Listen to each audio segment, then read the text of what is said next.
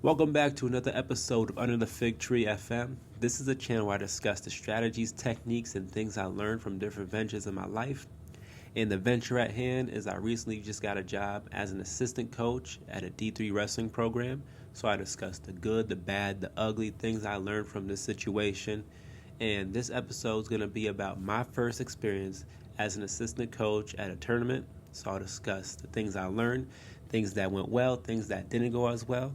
So let's talk about it. So my first experience as an assistant coach at a tournament was overall positive.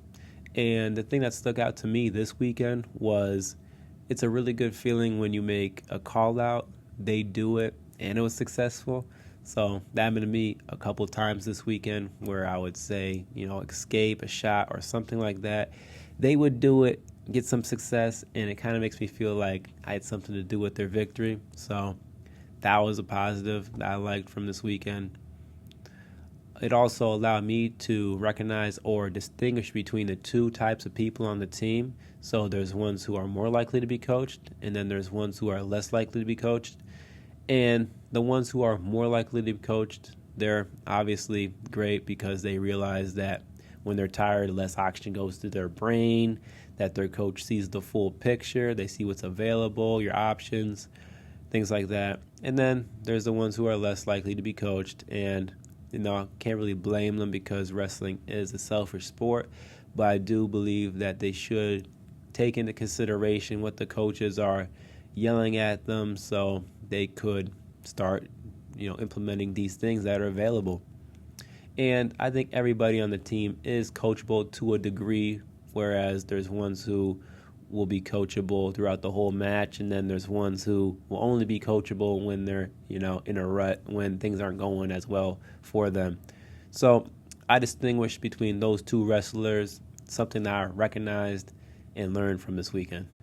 So something else that I learned from this weekend was obviously the things we need to work on. So I made notes on things that I seen us get burned on or things we need to do better. Made those notes, and we went over it the next day in practice. So that's just stuff moving forward. But all in all, very great weekend. We had a champion, someone take gold.